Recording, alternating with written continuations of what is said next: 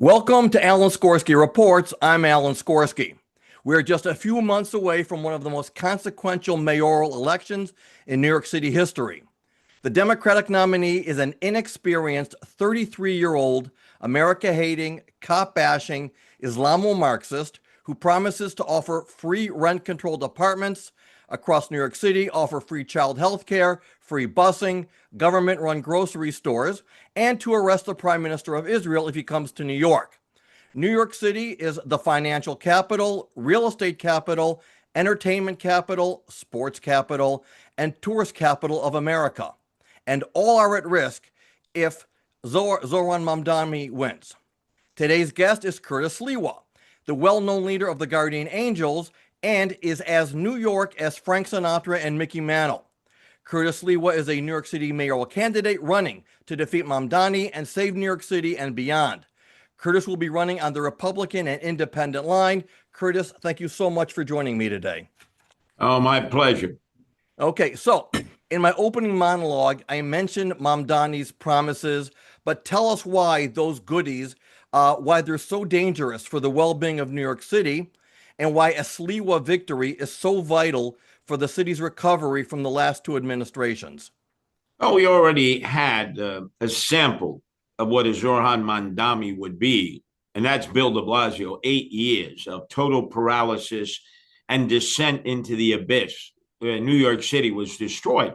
Now, remember, Bill de Blasio was a part-time mayor with almost no energy, who woke up late and went to bed early, and in between messed up the city.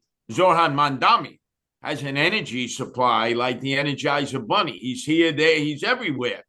So just imagine Bill de Blasio on blast. And that's why he would be so dangerous, because Bill de Blasio was, in fact, a socialist. Went on his honeymoon with Charlene to Havana. Who goes to Havana? Pledged support to Daniel Ortega, who's become a dictator in Nicaragua, when the Sandinistas were battling the Contras supported by Ronald Reagan. So we knew who Bill de Blasio was. He just didn't call himself a socialist. But Zohran Mamdani has said in one of the debates that he looked up to Bill de Blasio. He wanted to be just like Bill de Blasio. So imagine a Bill de Blasio on speed. That would be Zohran Mamdani, who would quicken the descent of New York City and also hasten the departure of a lot of people who decided, let me give it one more chance. Let me improve, not move. I got 1 foot out the door. That would be a slam dunk for a lot of people, a signal that it's time to pack your bags and leave and take whatever wealth or equity or investments you have with you. So one of the top issues that's been raised is affordability. It's been bandied about as the number one issue that voters care about. Now, I've been living in New York for about 30 years, and the cost of living here has always been out of control. But Democrats have been running the city and state almost entirely during that time. So to me, it's like mind-boggling that, forget that he's a Marxist, even as a Democrat, how is he going to fix the problem that his party's created? But worse, because he is a Marxist, it's even more dangerous. So what are these people not grasping, that their own party just made the state unlivable, made the city unlivable? So now they said, well, you know what, let's double down and vote for a guy like Mamdani. Well, you know, there's the old rhyme that we used to say as kids: finders, keepers, losers, weepers. He found the main issue. He found the third rail for the voters, the cost of living, and obviously finding an affordable place to live. He made that the focus of his campaign. Cuomo did not. What did Cuomo say? The number one issue is anti-Semitism. Right. It is not as serious as it is. It didn't even rate in the top 10 issues in poll after poll after poll.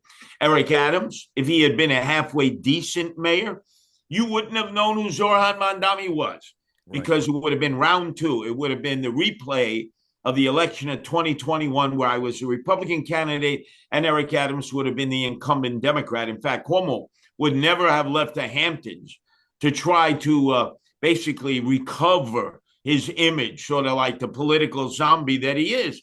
So it really all stems from the failure of Eric Adams, the reemergence of Andrew Cuomo, and the fact that Zohran Mamdani, out of the many candidates in the Democratic primary, He hit that issue that's affected everybody. And I know I have a millennial wife who at the beginning of the month gets her student loan charge, which is like extortion.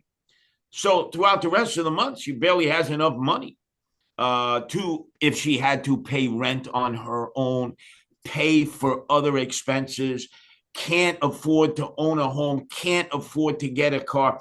So we have sold this new generation of millennials and Gen Zers. Go to college, get a 4-year education, get a degree. You'll be making $155,000. You're a CPA, a financial analyst. You're an attorney, and they're still living in dormitory housing at the age of 35 because they got to shack up with other people to afford the expenses.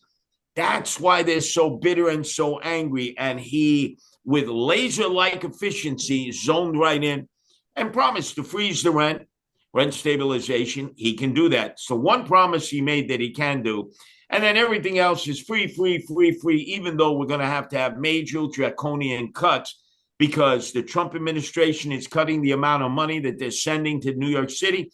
And Kathy Hochul in Albany has already been told by Tommy DiNapoli, the state controller, you got a $34 billion budget gap that you must resolve. And that means New York City is going to have its subsidies cut from New York State. So it's going to be tough times. And anytime there's tough times and somebody comes around and says, don't worry about it, free, you're going to get a lot of people listening and a lot of people voting.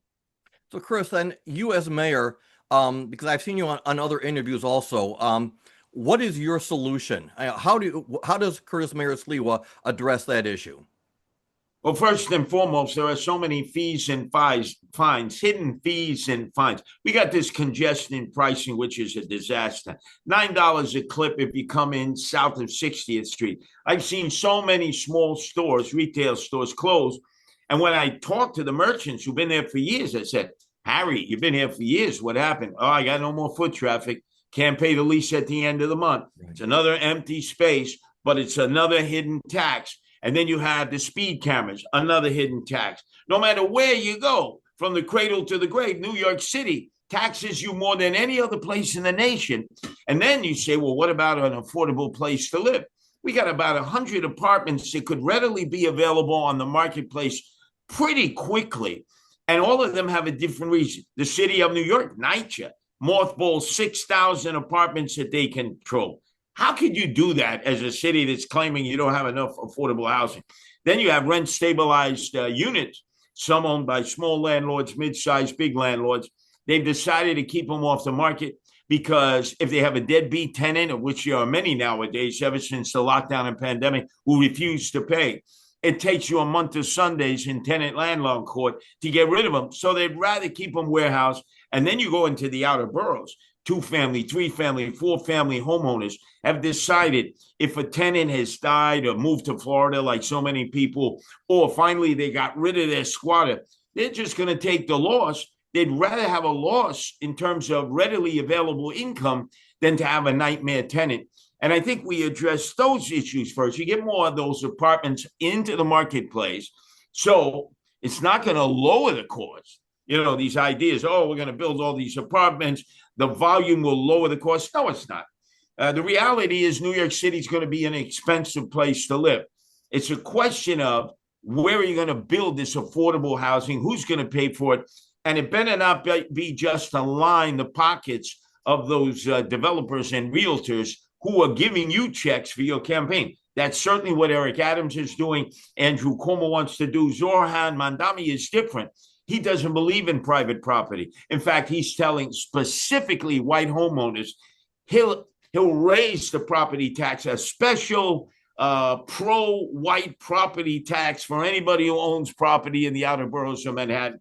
And that's just divisive and will force people out. I think we got to stabilize first, and then we can talk about expanding and growth. First of all, we don't have the infrastructure to support growth. So there's talk about, I'm going to build 500,000 apartments in 10 years. I'm going to build 1 million apartments. We don't have the infrastructure to support it. And even millennials and Gen Zers are realizing they can't afford to live here, and they're moving too.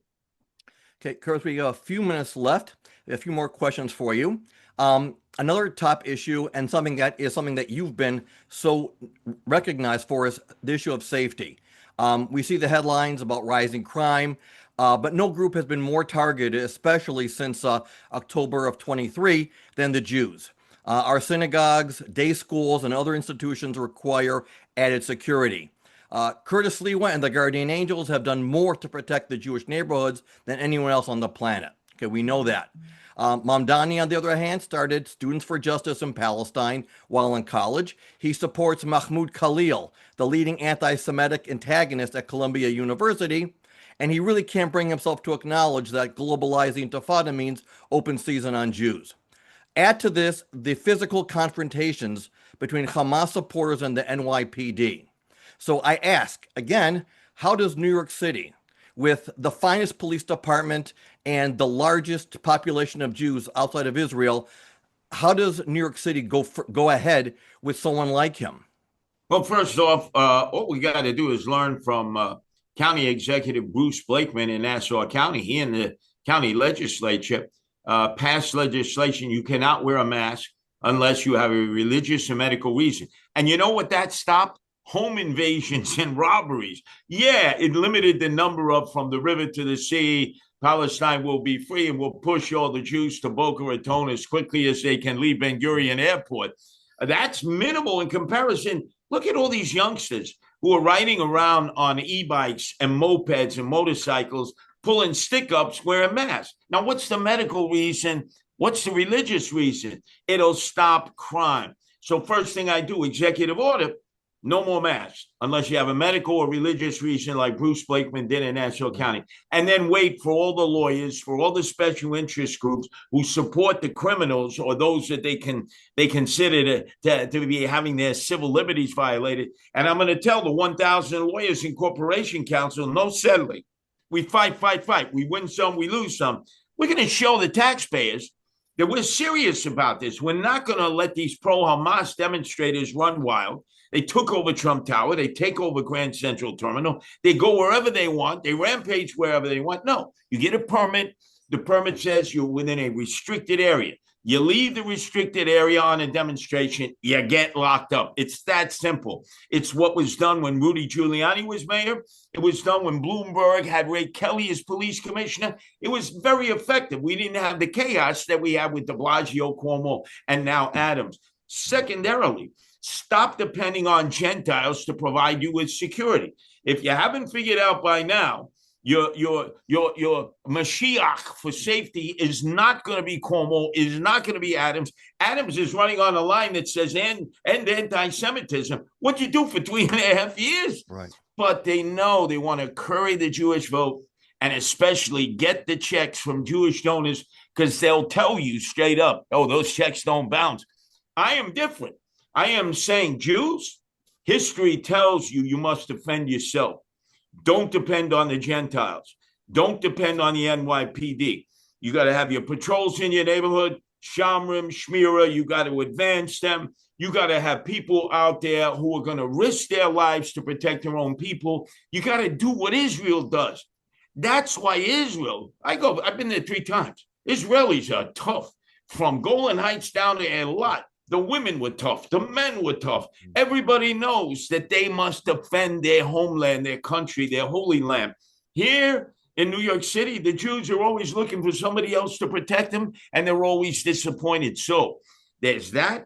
And mandatory anti-Semitism curriculum starting in 2nd, 3rd, 4th grade in the public schools, because anti-Semitism starts in the home of Gentiles. And if you don't educate the children early on, you're exposing them to anti-Semitism that they're going to pick up in the school, the schoolyard, the park, the streets, and from their home. And they will become full-blown anti-Semites in times where all of a sudden there seems to be a crescendo of anti-Semitism, and not just from the left, but from the right. There's a growing anti-Semitic movement on the right in this country. Right. If you, as a Jew, go hachoo because you have you sneeze, they'll blame Jews for that. This country and throughout the world historically blames Jews for everything, even when there are no Jews around. So if you're not a student of history, If you're thinking that everyone has been enlightened, that was then, not now. History is replete with instances where history repeats itself. And the Jews in New York, the Jews in America are just going to have to get tough. Now, occasionally when a Gentile comes around and says what they mean, like Donald Trump, you'll be grateful. But that isn't always going to be the case. Or somebody like Curtis Sliwa, who's always there when Jews are in need. Be grateful, but don't be dependent on it. If you're strong all the time, people will know not to mess with you, not to violate you, and not to come in your neighborhoods and cause chaos. See, it's funny you said that, because one of the things that has always pissed me off, I'll watch a video where there'll be a kosher restaurant packed with Jewish consumers or customers. One Arab is going to walk in there saying, free Palestine, and everyone just sits there saying, you shouldn't, like, being polite with it. I'm thinking, what's going on with you guys? And I've spoken to the police here. They said, well, you have to call the police. If you touch them first, we have to arrest you. I mean, like, what the hell, But the other thing, more severe, how much time was spent on Jews warning us about the dangers of Zohar Mandami? And then we do the pullouts on the polls. We do what they call the analytics. Well, guess what, boobies and zetas and grandparents and parents? You like to fund your kids' college education. You like to buy them a car. You like to send them on a vacation. You like to give them a credit card. Wow, they supported Zohar Mandami. Where's the tough love? Right. Where's the tough love internally in the Jewish community where everybody says, what? Seth, you're supporting Zohar Mandami, who supports people who would want to kill you?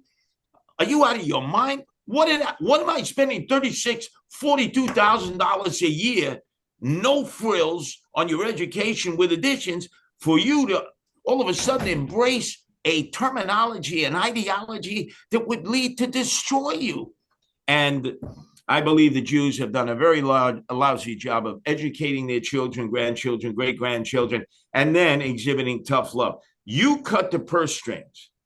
You cut daddy and mommy's umbilical cord that's fiscal, that allows these kids to live a life in which they don't have to work a job. They don't have to, take on 2-3 jobs to make ends meet. And you're making it very easy for them to be subtly sort of interwoven into a group that knows all the tricks on how to get self-hating Jews to stand up, wear a keffiyeh, wear a shmata around their face, and scream invectives against Jewish people, Jews themselves. And they hide behind these Jewish groups that said, Jews against Islamophobia. They always have a nice name to it. Jews, to preserve Gaza. They've even had some really crazy ones like transgenders for Palestinians. How would they survive in that kind of an arena where there's so much hate that's guided towards gays and lesbians, transgenders, drag queens? I've been to Tel Aviv. I've seen the openness to the community. I've seen the parades. I've seen the celebration of those lifestyles. You can't do that anywhere else in the Persian Gulf or in the Arab-speaking world. That is not permitted. So where do they go? They go to Israel. They seek sanctuary there so that they won't get pushed off a building, stoned to death, or have their throats slit. And that story has to be told more and more. Curtis, I know you're busy. Do you have time for one more question? Sure. Okay, so we spoke about this in the beginning, how New York City is the financial capital, entertainment, sports, all those things. Have any of those groups at all, have they gotten involved? Like the New York Yankees, they're in the Bronx. They're under your jurisdiction. Do they understand that their fans won't be able to come out because it won't be safe to go to the Bronx? Do the small restaurants in Times Square understand that people aren't going to come to a city where you've got legalized prostitution? So do all these groups are affected? Like I hear Bill Ackman sounding the alarms on Wall Street, but I'm not hearing from any of these other groups whose very livelihoods are at risk if Mamdani wins. Well, Bill Ackman to me is not a good example because he's pushing fear, fright, hysteria. He jumps from one first candidate, Cuomo. Then whenever you have a bad relationship, you've always been told, take a deep breath, take a step back. Don't jump into another relationship. Then he jumped into the Adams relationship. Now he seems to be flirting with Cuomo again. Hey, Ackman, do me a favor. Don't even mention my name. It's the kiss of political death. Billionaires, the financiers are not going to determine who the next mayor of the city of New York is. And one thing they'll always do, these hedge fund guys, is they'll figure out a way around it. For instance, they'll move out of the city, but they'll keep a pied-à-terre here, a second apartment.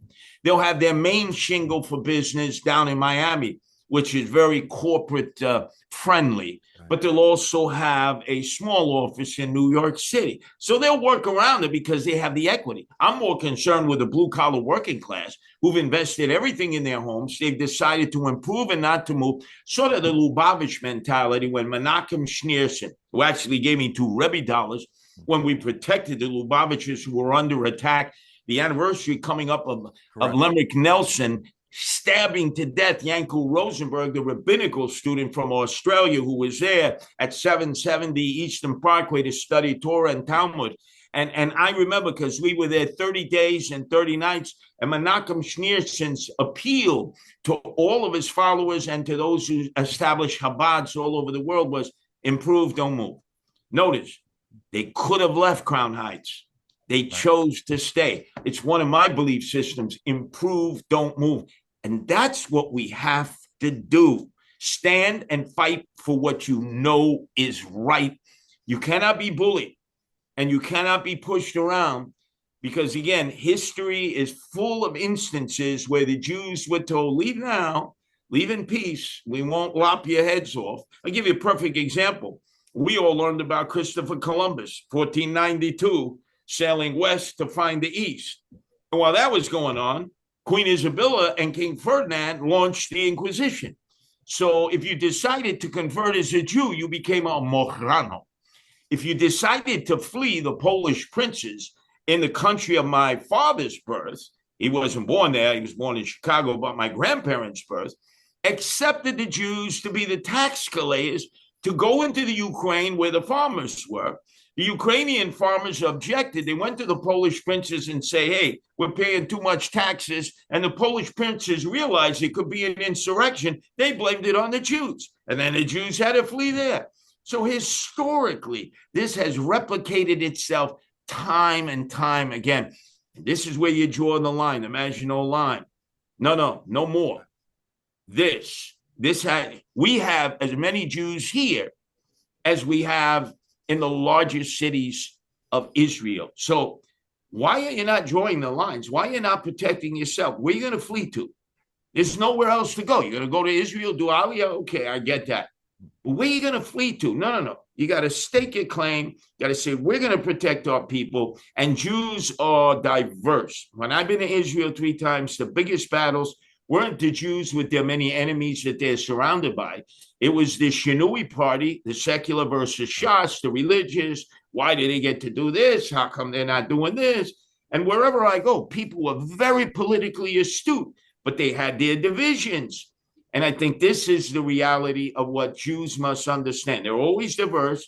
They never agree on anything. They're always ready, as if the rabbi were there, to argue over what the merits of Torah and Talmud. They'll argue politically. But in the end, let me tell you this, because I'm a Gentile.